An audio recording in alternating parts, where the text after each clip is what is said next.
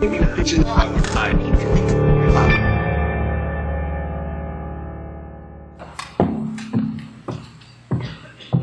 morning. I'm really happy to be here from Washington, D.C. And I don't know if the same holds true, but in Washington, the first thing that anyone asks you is, what do you do? And when I say historic preservation, I'm pretty sure I know what comes into people's minds. It's the old mansions, it's the house museums with the velvet ropes, people remembering that they were bored on their third grade field trip. The second question I get asked is, well then what buildings have you saved? People not knowing that really historic preservation is about so much more than chaining yourself to buildings, blocking the bulldozers every day. So what I'm hoping to do today is sort of challenge these traditional and misunderstood views of historic preservation. To me, it's not about saving an individual building. Preservation is more about building community. It's about people, it's about the economy, it's about the environment, it's about well-being. Most of all, it's about learning from our past in order to improve our future.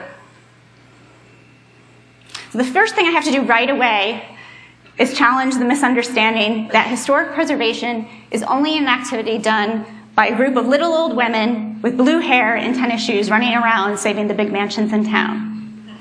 Now, I'm not saying that that might not be where the movement got its origin, but we've really come a long way since then. This new generation of historic preservation really has nothing to do with your grandmother's version of historic preservation. Today, historic preservation goes beyond the elite. It's really about everyone's history. And this can be seen in the things that people are choosing to save. It's the everyday places. It's the vernacular. It's the neighborhood schools. It's the cool industrial buildings. It's the corner stores. It's the places that really played a role in the community's history. It's the places that matter to the people that live there. Oftentimes, historic preservation gets a bad reputation for gentrifying neighborhoods, when there are actual statistics to prove that historic districts tend to be the most diverse in a city. This is where you would find the students living next door to the older couple that had been there for 50 years, next to the young family just starting out. And actually, the design of these historic neighborhoods promotes conversation and social interaction. So in this way, historic preservation actually fosters diversity and openness. Another common misunderstanding is about economics, that historic preservation is just too expensive to be practical. And this is really far from the truth. Not only does it make economic sense, but it's actually good for the economy. Because historic preservation is more labor-intensive than new construction, comparatively, it creates more jobs. And when a greater percentage of the money is going towards labor and not materials, that means that more money is staying in the local economy. Historic preservation also leverages investment. Again, it's not about the individual projects. If you think about areas here in Cleveland, they probably started with some sort of anchor preservation project, but then the reinvestment spread. Indirectly, historic preservation attracts small businesses because the rents in these older and historic buildings tends to be more affordable. So historic preservation acts sort of as an incubator of independent and small businesses. And this happens to be the biggest sector of job growth. A lot of times I hear the phrase that historic preservation is the original green, and I couldn't agree more. Reduce, reuse, recycle. To me, this is historic preservation in a nutshell. But I'm also aware of popular opinion, and when people think of old buildings, they think outdated, they think drafty and inefficient, they think the opposite of green. So what I'd like to do is just throw out a few things to consider about historic buildings and energy efficiency.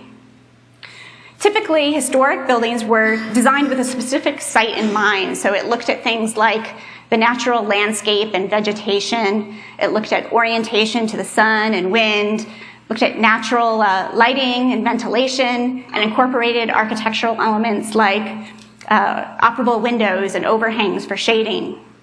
And so historic buildings perform really well when they are used as they were designed. But they also perform equally as well when they're adapted. They're flexible. They can incorporate the same type of green technologies that are used in new green buildings. So there's no reason that historic preservations can't be as or even more energy efficient than the LEED certified buildings. You have to think also beyond just energy efficiency when we're looking at green buildings. You have to think about avoided impact. The materials that were used to construct historic buildings are high quality and they're very durable. So you have to think of conserving these actual raw materials when you're thinking about the choice between reuse and new construction. You also have to think about the avoided impact that would need the energy needed to make the new materials to replace them. And you have to think about the avoided impact of the construction debris that would go into the landfills. When currently about 25% of the materials going to landfill today are from construction and demolition. Finally, when we're thinking about environmental impact, we again have to go beyond the individual building. Historic preservation directs development to places that already have public infrastructure in place, things like roads and sewers, parks, and schools. These are also the places that are higher in density, they're walkable, they're transit friendly, and they also support mixed uses. A lot of the new green development sometimes is dependent on the auto. It's built in green fields, and often it requires additional infrastructure improvements. The cultural and social aspects of historic preservation are a little bit trickier to describe, but it's actually the reason that I got into this field. I can remember a very specific instance where I had such a strong reaction that I entirely changed my career path. I was home from college, and I was driving around my hometown. It was summer, the windows were down, and the music was blaring, and I was stopped at the major intersection in town. And at that precise moment is when they decided to demolish the empty shoe factory. And I probably shouldn't have been surprised because this building had been vacant for a while, and it was probably an eyesore to some. But this wasn't just any factory. This was actually the namesake of our town. It was the place where my grandfather had worked for over 40 years. And it being a company town, I'm sure that almost everyone who lived there had some sort of direct connection to this building.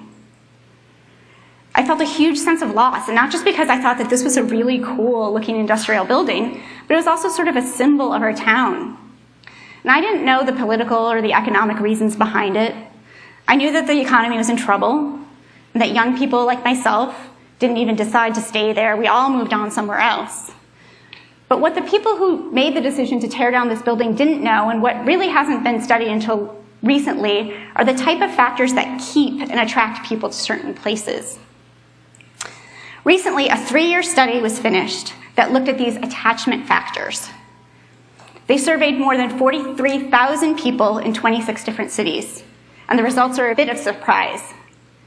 Things like safety, education, economy weren't the factors that ranked the highest.